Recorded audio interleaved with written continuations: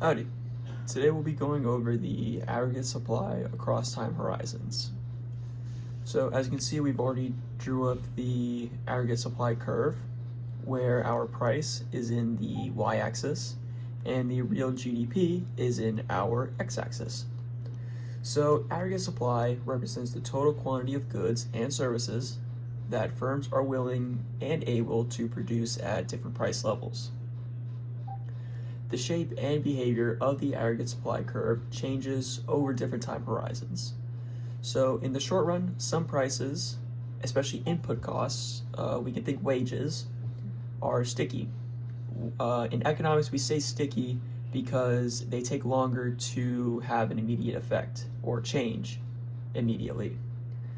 So the short-run aggregate supply curve can shift left or right due to changes in production. So we can think costs, we can think wages, or business expectations.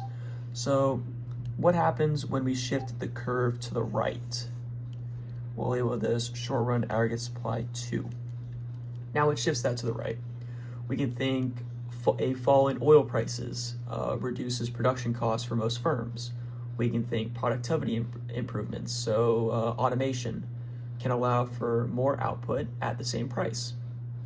These factors are temporary, however, they do make businesses more money, which means they want to produce more. Now what happens when we shift the curve to the left? We can label this short-run aggregate supply 3. So it shifts it to the left. We can say a rise in minimum wages or union disputes can increase labor costs. That makes firms less willing to produce more because it costs them more to make various items, depends on what their industry is. We can think a natural disaster can damage infrastructure or supply chains. So the key idea here for the short-run aggregate supply curve is that firms respond to cost and expectation changes. So the short-run aggregate supply curve moves frequently in the short run. However, it does always go back to its common place because the economy will always shift back to its common state. Now let's go to the long run. We have our same values in the x and y axis. However, you may notice that the long run aggregate supply curve is vertical. Now, why is that? That is vertical because it represents the economy's total potential output. So shifts in the long run aggregate supply curve need to be major.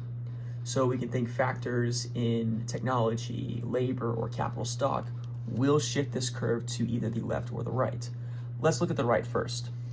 So we'll label this long run aggregate supply 2. Now, what shifts the curve to the right? We can think technological innovations that can improve efficiency. We can say AI such as ChatGPT, or we can say renewable energy breakthroughs that allow for more productivity. However, these changes are now permanent.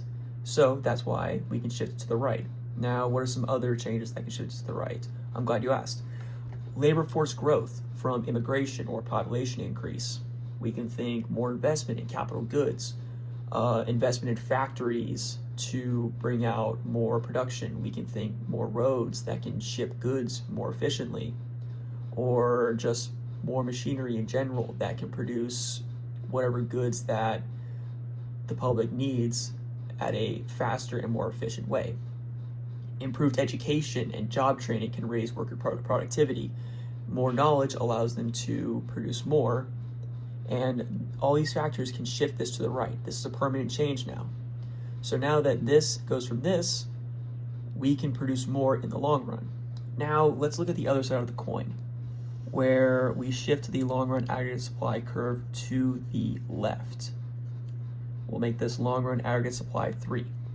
So we can say destruction of capital from war or natural disasters. When we create capital, we can shift it to the right. However, when we lose that capital, we shift it to the left because it does take a much longer time to rebuild those key infrastructure. So we can say buildings, factories, farms, everything that makes our economy move is now gone. So that's why it would shift to the left. What are some other factors?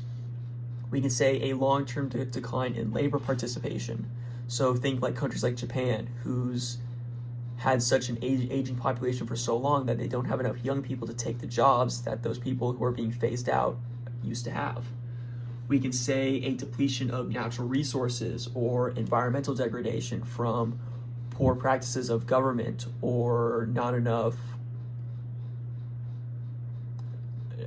stipulations or not enough preventions from letting these resources be used up so much. So there are a lot of factors that can shift this curve to the left or the right. Now, for the key idea on the long-run aggregate supply curve is that it reflects long-term growth and capacity, not just price level changes. When we invest in the economy, it shifts to the right. However, when those things go away or they're not taken care of, they shift to the left. Thank you for listening, and gig 'em.